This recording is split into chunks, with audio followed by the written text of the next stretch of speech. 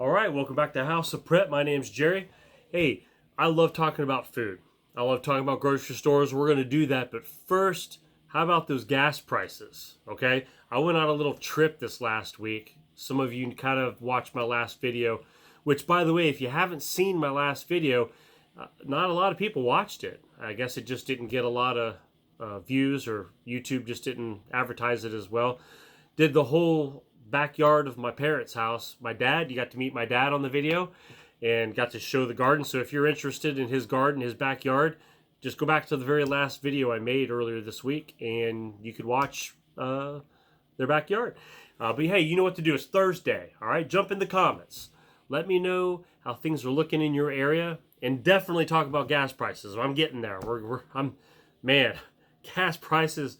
It's expensive. If you're traveling, if you're driving around doing anything, gas is just plain expensive. And you know, it's affecting everything.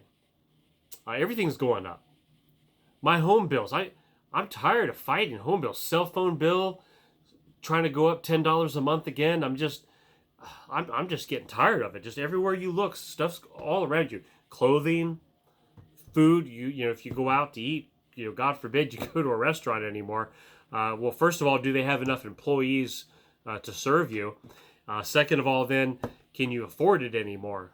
Cost, even Subway and places that sometimes I'll swing in for a quick lunch, you know, just to change it up. And, you know, it's always sandwich places and, you know, Jersey Mike's and, you know, all these places are always kind of expensive. Firehouse, that's my favorite, right? Firehouse subs. But they're going up. Everywhere you go, things are just going up, up, up, and up. So a week ago, we took a trip down to Florida. We were in the northeast section of Florida, visiting my family, and I got to take my kids down there. And traveling through Tennessee, here local where I'm at, most places are right around the 465 to 469 mark. That's a major increase from a little over a week ago where it was 439-ish, right around 439. And it just keeps going up. So as we're traveling, you know, we hit Georgia. Georgia prices were, yes, they're still high, but they were around $4. So that's like, wow, that's cheap, right? Well, $4 is cheap. But for what you're used to paying in other areas, $4 isn't so bad. So I definitely made sure to stop and get gas when I was able to get some gas at there. Obviously stopping and eating at Cracker Barrel along the way, just tradition.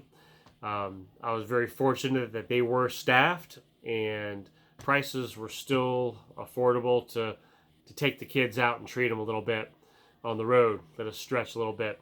Now getting down to Florida, gas at $4.75 a gallon. That was a week ago. Now I was coming from 439 and then coming down through Georgia at 4 and hitting that 475, and it might be a little higher by now because that was about a week ago. So 475 a gallon, that's very quickly going to reach 5. And we're just scratching the surface of summer. And we'll get to some food talk here in a minute. But could you imagine getting up to $6 a gallon? And beyond? I mean, where is it going to stop? It's going to just change everything. That will push the price of food even higher. Look, it gets passed on. Truck drivers, you know, have to make a living. Grocery stores, mom and pop stores, they all have to make a living. When prices go up and it passes on to them, it keeps passing on till finally it hits our kitchen table and the prices have gone up. And that's where we're at. We talk about preparedness, and being prepared.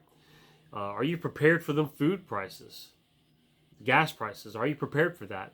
Have you arranged your budget? Are you stocked up on things to where if you need to fall back on it because you just can't afford things, that you have ample amounts of supplies to fall upon? Now, going to the grocery store, let's go to a little bit of food talk, okay? Because it's Thursday. We like to talk about food and stores as well, along with the gas prices. But jump in the comments, let me know how your stores are. I'm going to show a thumbnail. I think you saw it when you clicked on my video. Right now, things are still looking excuse me, are pretty stocked, pretty good. And you know what? I'm ecstatic about that. I'm happy because I can go and I can get whatever I want right now, and I can continue to add to my preps without having to hunt, without having to search for things, not worrying if something going to be on the shelf right now. Now, could that change? And I believe that, yeah, it could change overnight. It could change literally within a month or two. And here's why I say that. We've talked about before about stackable events in life, real life events that start stacking upon each other, where one event on its own may not necessarily cause a chain reaction that's going to cause shortages and delays and things like that. But when you have multiple events in life and chain reaction things that continue to compile upon themselves, and we're a runaway train. And I kind of think that's what we are right now, is a runaway train. It's on the tracks. It's on a downward hill. The brakes are out. And this train is gaining momentum. And not in a good way. Okay? Eventually it's going to hit something. It's going to come off the tracks. And when this food train comes off the tracks, whether it's we're not getting stuff because of overseas events, events here at home, could be the heat wave, it could be the shortages of fertilizers and supply lines, and the list goes on and on and on and on and on of different reasons why it could be effective to put this train right off the rails. What are your all thoughts about that? I'd like to know. I like to read your comments. I do. It takes me a couple days sometimes because I do work a full-time job, and I try to get back and reread comments and things, but I like to. I like to go back, and you should do the same. Go back and reread comments. Sometimes people have questions, and I love how here at House of Prep we have so many people have so much knowledge and that I learn from, and that people can share information and help each other out. We got a great group here. Look, if you haven't subscribed yet to our channel here, please, this could be your channel too. This is our channel. It's a fun channel. We all get together. We like to cut up sometimes. We like to have fun. Occasionally, you'll see me do a live. It's been a while. It's been a minute. I'm not going to lie to you. Things at work had gotten busy. Kids came to town. Different events and things just creating that tornado of real life, right? You know what I'm talking about. You kind of go through these stages. I know some of you have made comments that your current real life, you're in a stage. You're in a moment. We've had some of you that have had loved ones pass away. My thoughts and prayers go out to you and your families and those that have had loved ones pass away. And I know that it takes a lot of your time and effort and energy to help with family, other family members that need your help. Prepping is more than just, hey, let's just stockpile a bunch of stuff. There's real life stuff going on, not just in what you can flip on the news, but in every subscriber that's here. So we're almost at 12,000 subscribers. And I know out of those 12,000 subscribers, there's people who are suffering medically. They have a lot of medical issues, and you won't complain about it. You won't go in the comments and look for a pity party because you're busy trying to help somebody else, and we love that. We appreciate that. But look, we understand that there are folks that are going through hard times personally. I know this. And I know that with everything going on in life, it just seems like it magnifies your own problem. But hang in there. Look, if you need to talk, send me an email or something. But, I don't want any of y'all to think you're alone. We have all kinds of different walks of life that subscribe to the channel here. Or some that haven't subscribed, but you watch on a regular basis, and you're just not ready to jump in and subscribe yet. Because that's a different level. Yeah, no. But I know that there's different walks of life. There's different, we have people that might be more well off. Some people are just trying to make it week to week. Some people have prepped their entire life. Some people were born into it. They don't even know any better. They're just like, I guess I'm a prepper. It's my life. It's my way of life. That's how I've lived. Some people, they're just now starting off. Maybe they've kind of got a scare.